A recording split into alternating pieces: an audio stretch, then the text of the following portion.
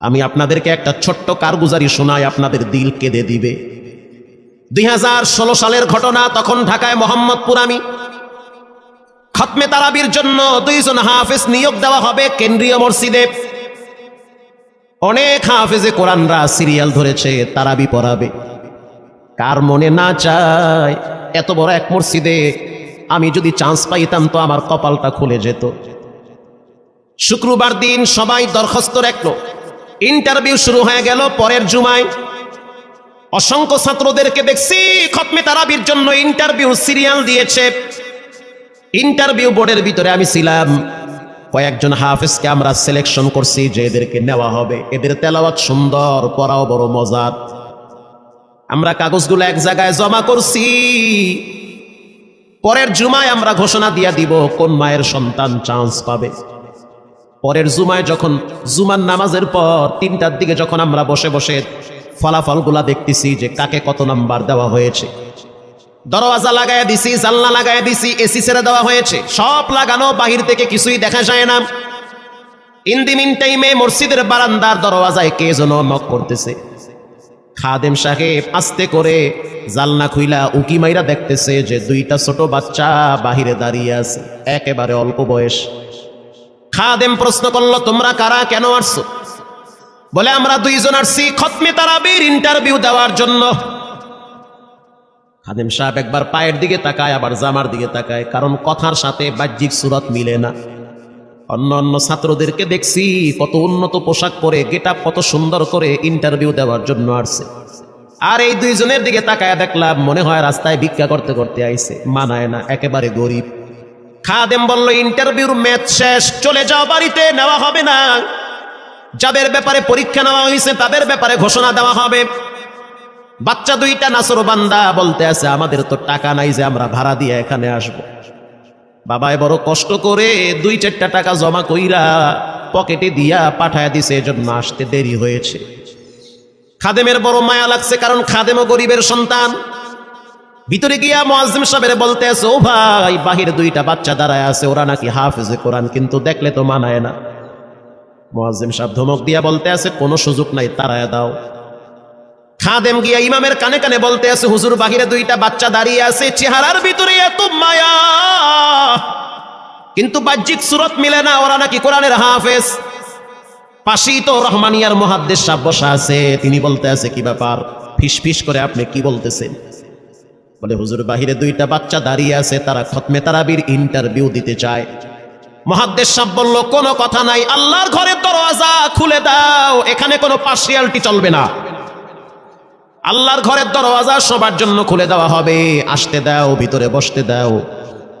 যদিও ওদেরকে দেখতে মানায় না, বংশগত তেমন মর্যাদা নাই, ভিতরে আল্লাহর কোরআন থাকার কারণে আমাদের উপরে ওয়াজিব হয়ে গেছে তাদেরকে সম্মান করা। কোন দিক থেকে মানায় না, কিন্তু ভিতরে আল্লাহর কোরআন আছে, এজন্য তাদের মর্যাদা অনেক বেশি। এবার বাচ্চা 2টা বাহিরে উজুখানায় গিয়া সুন্দর করে উজু বানাইল।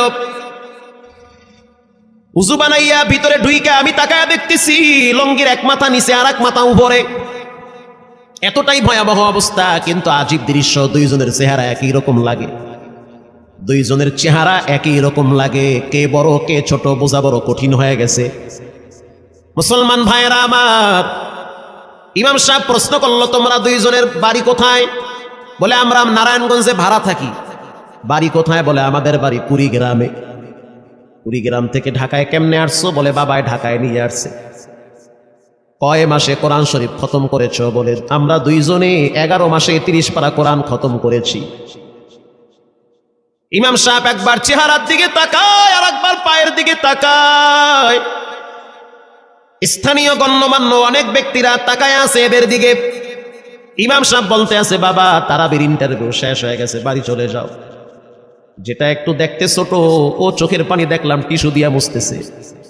কেন কাঁদতেছো? বলে, আমরা গরিব, তার জন্য মনে হয় আমাদেরকে তাড়ায়া দিতেছেন। আমরা জানতাম না ইন্টারভিউ তাড়াতাড়ি শেষ হয়ে যাবে, আসতে দেরি হয়েছে, কারণ আমাদের তো ভাড়া টাকা ছিল না, বাবায় কষ্ট করে কিছু টাকা দিয়েছে, সেটা দিয়ে এখানে আসছি। এবার মুহাদ্দিস সাহেব বলতে আছে, তাহলে একটা কাজ করো, তুমি কিছু তেলাওয়াত করে শোনাও। দুইজনেই উত্তর দিল যে আমরা তেলাওয়াত করলে তো আর নিবেন না, আপনারা প্রশ্ন করেন, আমরা দুইজনে উত্তর দিব। আমি তো আশ্চর্য হয়ে গেলাম, জীবনে কত হাফেজ দেখছি, এরকম হাফেজ দেখি নাই। প্রশ্ন করবেন, আমি উত্তর দিব।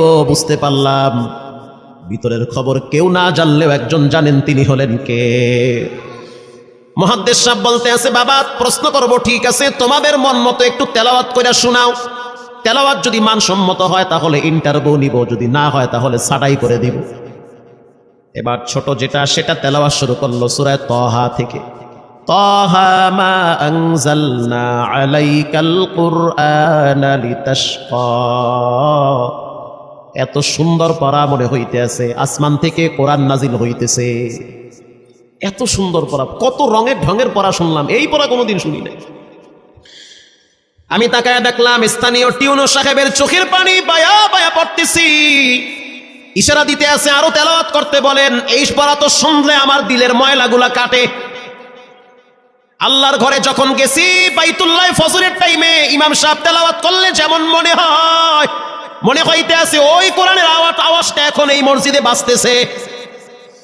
ছোট বাচ্চাটা তেলাওয়াত করলো, বড় সন্তানটাও তেলাওয়াত করলো। এবার যারা হাফেজ সাহেব ছিল তারা প্রশ্ন শুরু করলো, যেখান থেকে প্রশ্ন করে পৃষ্ঠা ঠেকায়া দেয়, একটা জায়গায়ও আটকাইতে পারে না। এমনকি বাচ্চা দুইটা এটাও বলেছে, যদি আপনাদের যদি ধৈর্য থাকে তো আমরা দুইজনে পুরা 30 পারা এখানে এক দাঁড়ানে পড়ায়া দিব। আশা করি একটাও বাঁচবে না। এত সুন্দর পড়াশোনার পরে মোতাল্লি সাহেব বলল, সব বাদ, আমার কাছে এই দুইজনই পছন্দ হয়েছে। এই দুইজন রে মোতাল্লি সাহেব দাঁড়াইতে পারে না, হুইল চেহারে বসে থাকে, কাছে ডাইকা বুকের সাথে জড়ায়া ধরছে আর বলতে আছে, আল্লাহ এমন একটা সন্তান যদি আমার থাকতো, জীবনটা ধন্য হয়ে যেত। আমার মৃত্যুর পরে একটু হইল তারা কোরআন তেলাওয়াত করতে পারত। নিয়োগ হয়ে গেল, তারাবি শুরু হয়ে গেছে। মোহাম্মদপুর থানায় গিয়ে খবর নিয়ে দেখে অনেক পুলিশরা এই বাচ্চার পিছনে দাঁড়ায় দাঁড়ায় নামাজ পড়ে চোখের পানি ছেড়ে কেঁদেছে। শুধু তাই নয়, অনেক হিন্দু মহিলারা পর্যন্ত রাস্তায় হাঁটার সময় তেলাওয়াতের আওয়াজে দাঁড়ায় দাঁড়ায় কোরআন শ্রবণ করেছে। শুধু তাই নয়, অনেক বড় বড় ডাকাত, মাস্তান, সন্ত্রাস, কিশোর গ্যাংরা পর্যন্ত দাঁড়ায় দাঁড়ায় কোরআনের আওয়াজ শুনেছে। 17ই রমজান দেশে বদর দিবস, হাজার হাজার মুসল্লি দাঁড়িয়ে আছি। ইমাম সাহেব জানে না যে এরা দুইজনে আপন মায়ের পেটের ভাই হয়, এটা ইমামের জানা নাই।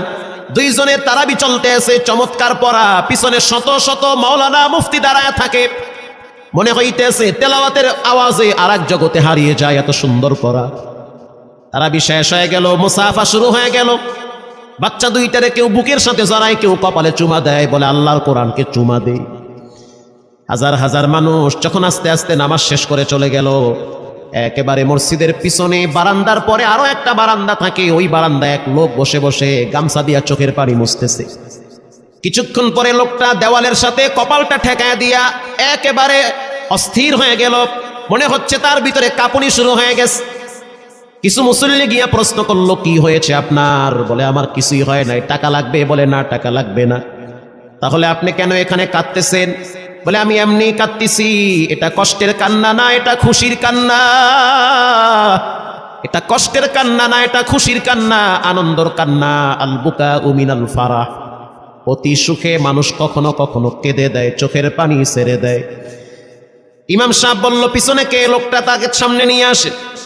এবার লোকটাকে যখন কিছু দূর সামনে আনা হইল, ওই বাচ্চা দুইটা মসজিদের ভিতর থেকে দৌড় মাইরা গিয়া বলতে আছে, এই লোকটা আমার আব্বা, ইনি আমার আব্বা হয়। ধমক দিবেন না, রাগ করবেন না, আমার আব্বা ঢাকা শহরে রিক্সা চালায়। রিক্সা চালায় চালায় আমাদের দুইটা ভাইরে কোরআনের হাফেজ বানাইছে। ইমাম সাহেব ধমক দিয়া বলতে আছে, আপনি কেন দেরি করলেন? আগে কেন আসলেন না? রিক্সাওয়ালা বলতে আছে, আমি যদি আগে আসতাম আর যদি পরিচয় দিতাম আমি রিক্সাওয়ালা, হয়তো আমার বাচ্চা দুইটারে মানুষ খোটা দিবে যে রিক্সাওয়ালার পোলা। এজন্য আমি আসি নাই। দূর থেকে নামাজে কোরআন তেলাওয়াত শুইলা আবার আস্তে করে দূরে চলে যাই। মাঝে মাঝে বাচ্চা দুইটার সাথে দূর থেকে আইসা দেখা করি। এটাই হলো কোরআনের বরকত। পরে শুনতে পারলাম এই বাচ্চা দুইটার মাও নাকি গাড়ি অ্যাক্সিডেন্টে মারা গেছে। লাশ পড়ে আছে সেই কুড়িগ্রামে। একটা ছেলের নাম জুবায়ের, আর একটার নাম হলো তালহা। রিক্সাওয়ালা বলতে আছে, আমার আফসোস নাই, কষ্ট হলো এক জায়গায়, সেটা হলো ঈদের সময় বাচ্চাগুলা তো বাড়িতে যাবে, বাড়িতে যাওয়ার পরে দেখবে ওদের মায়ের লাশ কবরে পড়ে আছে, ডানে বামে মাটি, সামনে পিছনে মাটি, মাটির ঘর, অন্ধকার কবরে মা ঘুমায়। ঈদের দিন এমন কোন দরদি নাই যে আমার বাচ্চাগুলারে সান্ত্বনা দিবে। গত ঈদেও দেখছি বাচ্চা দুইটা মায়ের কবরের পাশে দাঁড়ায় দাঁড়ায় লম্বা টাইম কেঁদেছিল। আমাদের ঘরে কোনো ঈদ নাই, রিক্সাওয়ালাকে সান্ত্বনা দেওয়া হইল, নসিব আপনার ভালো, কপাল খুলে গেছে। দুইটা সন্তান হীরার টুকরা এমন ভাবে তৈরি করেছেন মনে হইতে আছে জিন্দা কোরআন হাঁটতেছে। এজন্য সন্তানগুলাকে দিনদার বানান, ঠকবেন না। বর্তমান জমানায় মানুষ বড় স্বার্থপর, একমাত্র কলিজার টুকরা মা বাবার জন্য যেই দোয়াটা করে ওটা অন্য কেউ সহজে করতে চায় না। কথা ঠিক না বা ঠিক? সন্তানগুলারে দিনদার বানান, নেককার বানান, আল্লাহওয়ালা বানান। আল্লাহ পাক বলেন যারা কোরআন পড়ে, নামাজ পড়ে, আল্লাহর রাস্তায় দান করে তারা হলো সফল ব্যবসা।